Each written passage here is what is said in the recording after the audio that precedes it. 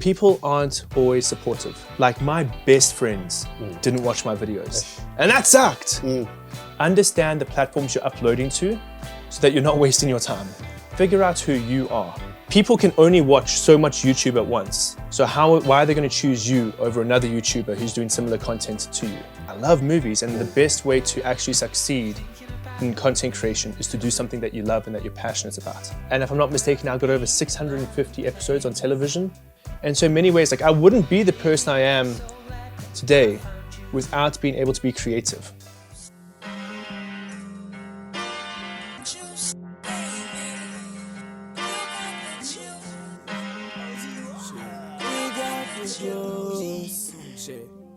Hey guys, welcome back to another exciting episode of Who Got the Juice.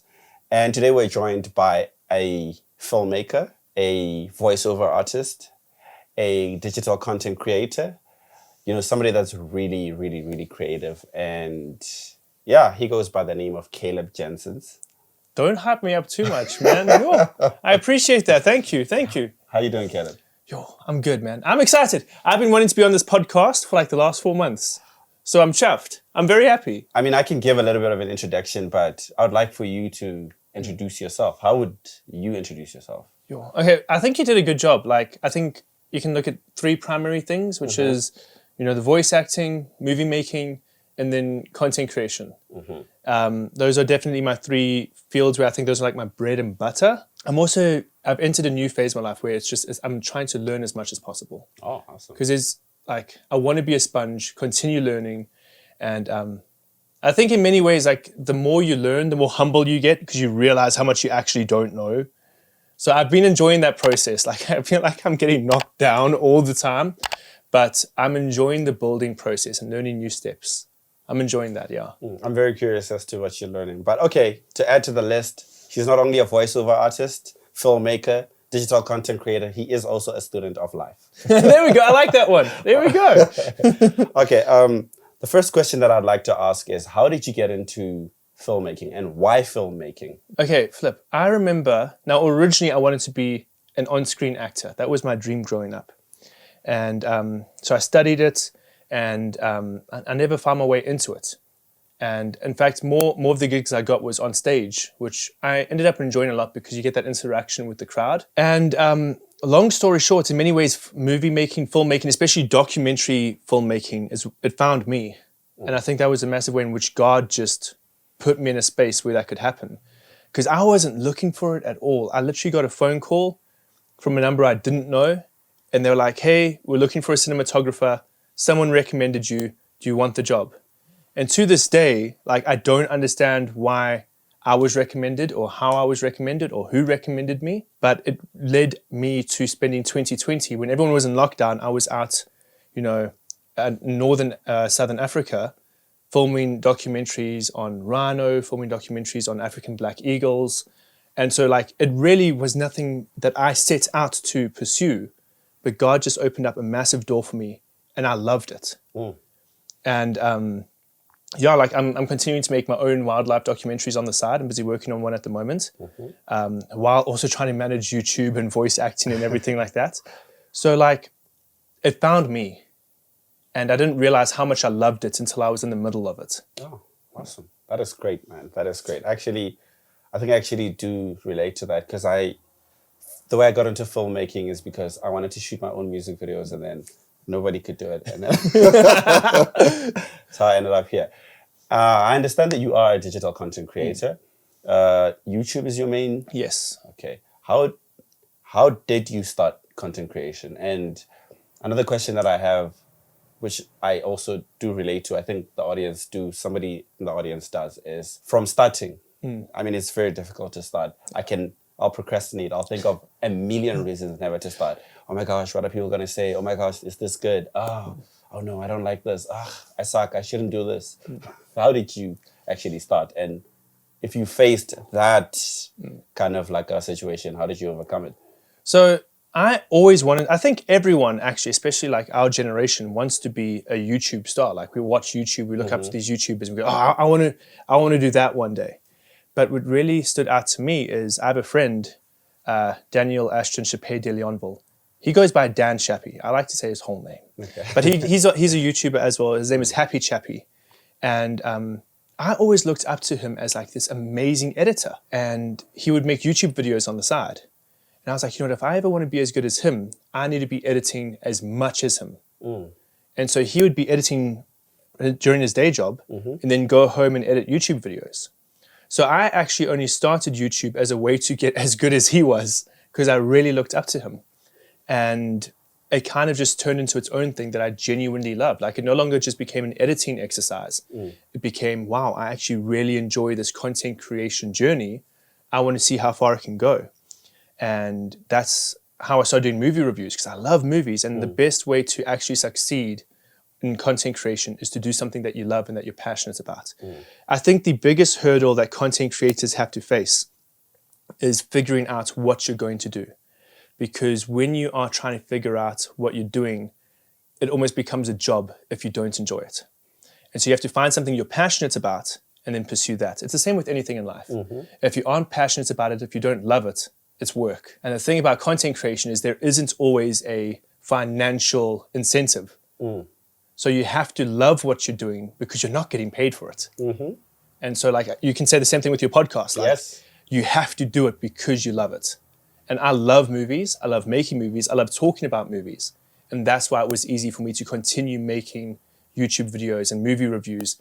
And then eventually getting into this place where I'm working with all of these brands to help promote movie releases. Speaking of brands, what are the brands that you have worked with? I don't like when people ask that question because it always feels like I'm bragging. Brag, man. One of my favorite brands to collaborate with, I'm loving working with Disney at the moment. I've always enjoyed Disney products. And so working with them now, especially with the launch of Disney Plus and everything like that, that has been a lot of fun. I actually started out, like I really exploded in popularity on YouTube when I started doing Netflix reviews. And one of the big blessings, and I can say this was only God, that really like helped with my growth was I started working with Netflix. And that was massive for me. And I've started working with brands like Comic-Con Africa. I've worked with a bunch of comic book store brands around the country. Most recently, I'm going to start working. Oh, I can't say it yet. So this is NDA. So I'm not going to say anything. But I'm working with a new distribution company. I've started working with Gravel Road, which is, I love them. Their content is amazing. They're doing a bunch of anime stuff at the moment. They've just worked on the distribution of The Chosen here in South Africa. So that was something I was passionate about. And again, that's something I'm super grateful about in regards to content creation is it opens so many doors. And I think in many ways, like social media is that like stepping stone that so many people need to open the door for them to continue pursuing what they want to pursue. And that's what's so great about social media is that everyone can do it and everyone can succeed. There's no barrier to entry because all you need is your phone. Doesn't matter how good or how bad, but if you're passionate about what you're doing and you put effort into it, you can blow up. And that's what I love. Love that. Powerful. Powerful. Which brings me to my second question, which you touched a little bit on. What are some of the misconceptions that come with content creation? Yeah. It's not easy. Like, I actually can't describe how difficult it is to be a content creator sometimes. And this is a big problem I have, and I'm having to work on this myself. I bite off more than I can chew because I'm dumb. And so, and it's something I've noticed with content creators. We often bite off more than we can chew because we're dumb. And so like I'm trying to manage my day job, voice acting in the evenings, and YouTube at night. Like when I get back, I'm getting home at midnight, sitting there going like, I'm tired, my body is sore, but I know I need to continue creating content. And so understanding that the journey you're going to go on as a content creator is not easy. You've got to sacrifice your time. You've got to sacrifice, like, it's not just your time, it's like your finances because you've got to buy the lights and the cameras and you've got to make sacrifices in regards to spending time with your friends, which sucks because if everyone's like, yo, hey, I want to hang out on Saturday, you're like, unfortunately, I'm busy on Saturday because I'm filming a YouTube video. Those are all very real barriers that you have to learn to overcome. And another big one, and I've struggled with this one a lot, is people aren't always supportive. Like my best friends didn't watch my videos. And that sucked. And then you get hate comments. I've dedicated entire videos to getting hate comments. Like, because I get some nasty ones. Oof. So you have to have that emotional understanding that like people will sometimes just hate you just because of your opinion. And then on top of that, sometimes you just don't get views. There is nothing like, and I mean this, like I'm so grateful at the moment that I do get paid for my YouTube videos. But there is times where like the money is secondary. My primary struggle with YouTube is I can get a video that will get 10, 20,000 views and then release another video that gets 500. And I'm still super grateful for that 500. But like the drop from 10,000 to 500, it hurts because you put effort into every single one of your videos. Mm-hmm. So yes, there is a financial aspect where some months I'll get a lot of money, other months I won't get as much. But the emotional impact of thinking like I'm rising, I'm growing, and then the growth stops. And that's the beast of content creation. You have to be so mentally, emotionally, spiritually prepared to understand that your identity isn't based on the views you get. And that's what a lot of content creators forget to do. They find their self-worth in their growth. You can't afford to do that. Mm-hmm. That is a dangerous game that you will lose because the algorithm isn't actually your friend. Yeah. I wanted to say, should we blame the algorithm or? Yes and no. Yes and no, because the algorithm is designed, depending on which social media platform you're talking about, it's designed to keep people on the app. That's what algorithms are designed for. And so they take advantage of creators. So like I've got a personal like rule for myself. I'm only allowed to dedicate 2 hours maximum a day to content creation. Because I need to have alone time. I need to have God time. I need to have quiet time. I need to have time for friends. I need to have time for work. If the algorithms require more of me than 2 hours, I'm not going to work more than 2 hours, which was different back to the early days. Like I would graft nightly for my YouTube videos, but it's not sustainable. You have to find an actual healthy amount of time that you can work because you need to recover. Like learn from me. I've made dumb mistakes. Don't burn yourself at both ends of the candle because it sucks. Burnout is a real thing. Yeah, burnout is a real thing, especially if you're a creative. Hey? Yeah. I experienced that. And then I ended up not doing anything. How is it like balancing all the roles that you have, voiceover acting, your day job, and content creation? What's it like a day in the life of Caleb? It's not healthy. No, shame. Like, it has been a serious growing period for me, especially this year. Last year was very difficult. I would literally I would wake up at 6 a.m. to go to work. I'd get home at midnight, and then I'd work on content creation till maybe 2, 3 in the morning. When do you sleep? That's the difficult thing. You don't. And so that's what I've started put in place. Like, I realized what are my priorities in life? And a big one as well, of course, it's God. So I've started treating everything else as like, if it's keeping me from God, I'm against it. Go. Yeah. And so I've actually dialed back how much I dedicate time to content creation, how much time I dedicate to voice acting. I was going to do voice acting sometimes 5 times a week. I've had to cut that down drastically. I would sometimes release 5 YouTube videos a week. I've cut that down to maximum of 2. I'm not allowed to release more than 2 videos a week. That's my own personal rule. Because there are things more important than social media. There are things more important than I want to get growth. And like, I understand how addicting it is when you get a growth spike. Like, you don't want to stop. You want to keep riding that wave. But it's so dangerous. And that's why I keep like, I really stress. Like, sometimes I make content creation sound bad. And I'm aware that I do that because I tend to talk about the negatives.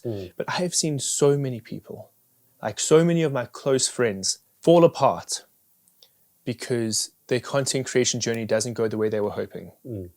Because the thing that sucks about content creation is like you pour your heart and your soul into it. And it's a beast that doesn't always love you back. So yeah, that's a big one. It's like you have to understand it should be your passion that drives you to pursue it, not your success, not your dreams of finances, nothing like that. That should never be your driving factor when it comes to content creation.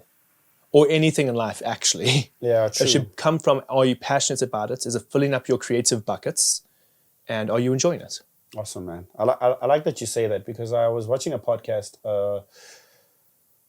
Diary of a CEO, one of my favorite podcasts, and Casey Neistat said something about that. He said, you gotta love it, man. It's don't do it for the people. I mean, as much as it is going to the people, but do it for yourself. It has to fulfill you. Yeah. Which brings me to another question I want to ask you. Like, what does it feel like for you not creating? If you were not allowed to create content, say for a year, how would you cope, or would you? Oh no, that would suck. So I went through a social media mental health break at the beginning of the year. I didn't upload anything for I think 4 or 5 months.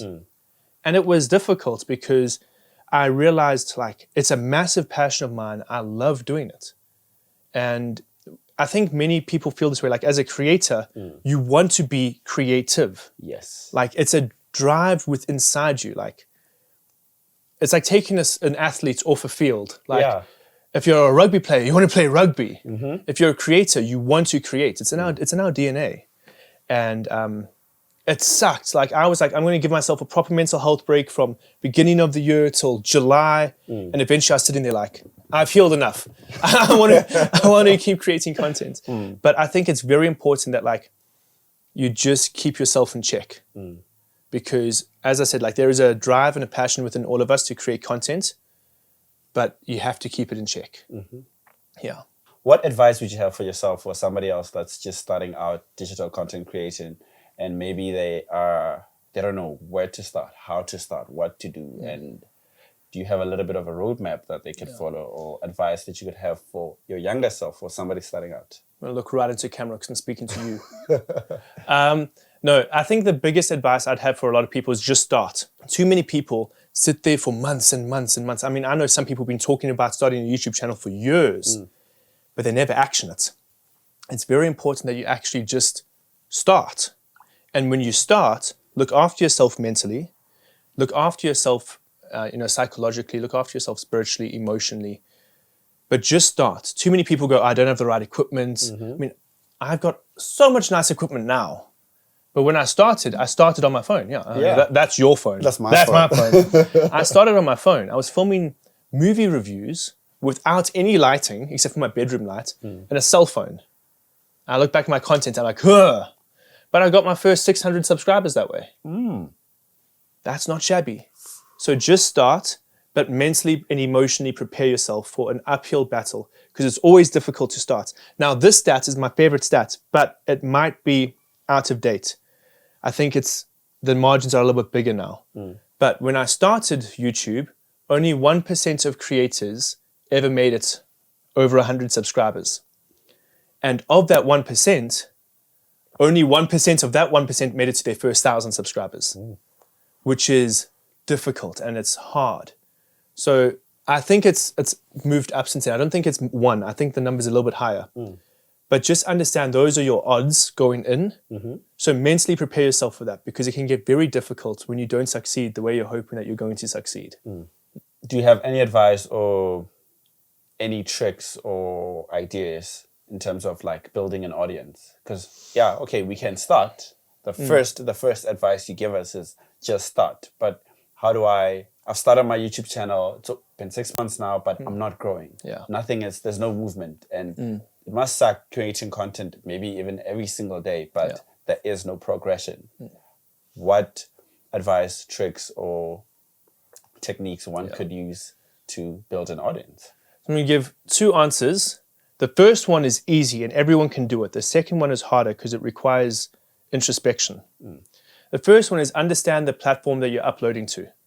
And we have this discussion quite often. Yes. So like, for example, with YouTube, you have to understand that YouTube is a search engine. So you require the title, the description, the tags. You have to understand, cool, if I'm uploading to Instagram, I have to understand how the algorithm works. So you have to actually study the platforms that you're choosing to upload to. Otherwise, you're releasing content into the void and no one can even find it. Something that I've realized a lot with people who want to start off on YouTube is they don't understand the importance of titles, descriptions, and tags. So they can put so much effort into making the most beautiful video ever, but when they post it, no one can find it. And so you've wasted your time. And so you don't want to do that, because there's nothing worse than working hard, and there's no fruit of your labor. So that's the first one. Understand the platforms you're uploading to so that you're not wasting your time. Yep. Because if people can find your content, then you can start growing because you have that exposure. The second one is figure out who you are. And that's a big one because you can't be emulating other people in hopes that that's going to help you grow. People didn't follow Mr. Beast because he was copying other people. Before that, people didn't follow PewDiePie because he was copying other people. Yep. I understand that I'm reviewing movies. Everybody reviews movies. Like, it is such an oversaturated market. What sets me apart? I've got to realize what sets me apart. And so you have to actually analyze who you are and what you do. Because, like, I know makeup artists. I know storytime vloggers. I know people who just do photography trips, people who travel. And they have to figure out, okay, who am I and what sets me apart from my competition so people choose to watch me over the competition. And I've had a lot of friends who have actually approached me and said, hey, Caleb, like, I want to start doing movie reviews as well. Are you fine with that? Someone's like, no, I'm fine with it. Hell, I will help you. But you have to figure out what's going to make you separate from me, what's going to make you unique, because we are actually going to be competing against one another. That's the reality. So you're going to be competing against me, I'm competing against you. What are you going to bring to the table that makes the viewers want to leave Caleb and go to you? And like that's quite a aggressive way to talk about it, but that's the truth of the matter. People can only watch so much YouTube at once. So why are they going to choose you over another YouTuber who's doing similar content to you? I hope that made sense. Do you remember when you monetized your channel and how that works? And do you remember maybe the first buck you made? I hated, okay, so the YouTube partnership program is very difficult and frustrating to verify here in South Africa. So I actually got verified on YouTube, which is when you get your 1,000 subscribers and 4,000 watch hours. Like, I think it was January 2020, which was a big deal for me. The issue is, that's when I got hired by the movie production company to do the documentaries, and I had to put a pause on my YouTube channel. And so I watched the money I was making, and then poof, it just stopped. But what was also great about that is I wasn't able to stress out, because what happens is you need to verify where you live and that you are a real person before YouTube starts paying you. And here in South Africa, the only way to do that is they send you an actual physical postcard. And so I verified, put in my address and everything like that in January. And I was expecting, no, they'll mail it to me and I'll get it soon. Because I think, if I'm not mistaken, you're only given 6 months to verify your channel. And the first month went by, the second month went by, to the point where I was stressing. I was like, holy smokes, I've got this money that I'm making off of YouTube, but it's going to go goodbye if I can't verify my channel. And because of the South African Postal Service, it just never arrived. Until only 3 days before I think it was roughly 3 days, maybe a week, before my cutoff date, where I would lose the ability to monetize my channel, came, that I got my code. And there's currently no other way to do it, from my understanding, here in South Africa, because I was researching the heck out of it. So it's a painful process, but just be patient and wait. But you do firstly have to get your 1,000 subscribers and your 4,000 watch hours. Those are the two big ones. Throughout your journey of content creation, what are your biggest accomplishments? I like that question. I don't know if I'm going to be able to give a good answer. In many ways, like all of it, I'm so grateful and thankful for, because this is not how I expected anything to turn out. I love the fact that I had the opportunity to do voice acting at all. Like, that was such a dream for me. And if I'm not mistaken, I got over 650 episodes on television. Like, that was amazing. I think I've got over 20 credited roles, but I know I've done over 200 voices of characters on TV. That's amazing. Like, I'm so grateful for that opportunity. In regards to the documentary and wildlife filmmaking, like, that was a dream. And like the fact that I can say, no, I've got a documentary on Amazon Prime is like incredible. In regards to YouTube specifically, like it blows my mind. I've worked with Disney, I've worked with Netflix, I've worked with Comic-Con. It's humbling.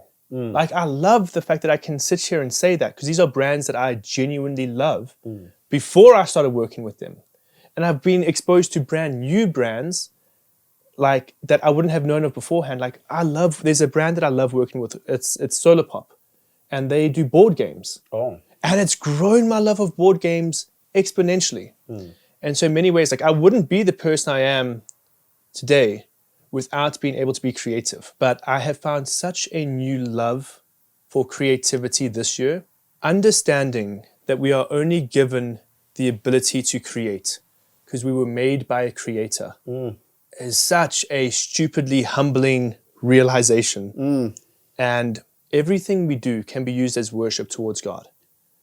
And so that is something I've really like been trying to do this year. I'm like, hell, if I've got to do voice acting, if I've got to do YouTube, if I'm even sleeping, I'm going to do that to the best of my abilities. Every single video that I film, I upload, I edit, etc., I pray about it first. And I tell God, like, whatever growth I get, whether it's 1 subscriber, no subscribers, 200 subscribers, I'm going to be grateful because I can only do this because of the skills and the talents you've given me. And so I, in many ways, view YouTube now as an act of worship to God because I'm only doing it because He has allowed me to do it. And I'm only going to continue doing it because He's going to continue to allow me to do it. God is good all the time. All the time. And all the time, God is good. Yeah. Voice over acting. What are some of the things that maybe some of the movies or series or... You won't be able to watch it unless you have a subscription to StarSat or DSTV. I don't know a lot of the names of the shows because they try to keep it hush-hush. So that there isn't like a spoil. Because like we do shows 50 episodes in advance. So like I could ruin an entire show right now that's pulling in millions of viewers on DSTV. So they deliberately don't always tell us the name. And it's difficult because unless you watch everything on DSTV, it's difficult to find yourself. But some of my favorite shows, especially on StarSat, it's a show called My Little Monkey King. Where I just play a really... there's actually... No, I love this. I play 2 main characters. The one is just like this really big kid. And he's just so happy all the time. And he's got a really deep voice. I'm not doing it properly. But I loved him. And he reminded me a lot of myself if I was little and chunky. And he was just happy all the time. And I love him. And I played another character called Snowball, who's an actual dog. So I literally had to woof. Like, I impressed myself. I won't lie. I was like, but like better. And I think there's this one character. He's so small. He doesn't mean anything. But he was the Dragon of the North in a show called The Legend of Nezha or something like that. I love The Dark Crystal. It is one of my favorite shows. And there's this character, there's this race of aliens called the Skeksis. And there's this one character called the Chamberlain. And like, I was like, I love that character. Like if I can find a way to like adapt his voice to a character, I'm going to do that. And I got given the role of the dragon and I was like, dang, I'm still in that voice. So like, I always have to get into character because there's a scene where he goes, trial by stone. And then that's how I get into character.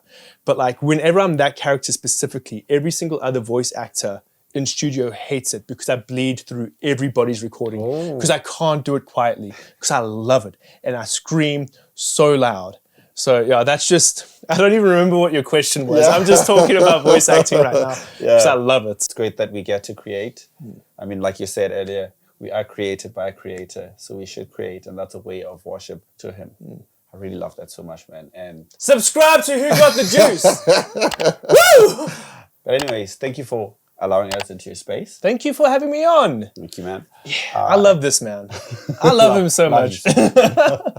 Anyways, guys, if you enjoyed this, please consider subscribing to our channel. If there is a guest you'd like for us to have, please comment it down below. If there is a guest you'd like for us to have, please comment it down below. And if there are any questions or any comments, just leave them down below, guys. Thank you so much. And this is Who Got the Juice. And Caleb, you got the juice, man. Oh, hell yeah.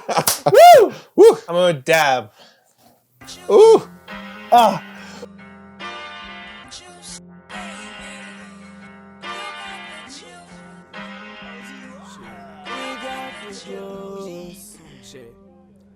Yeah, I'm spending all my cash.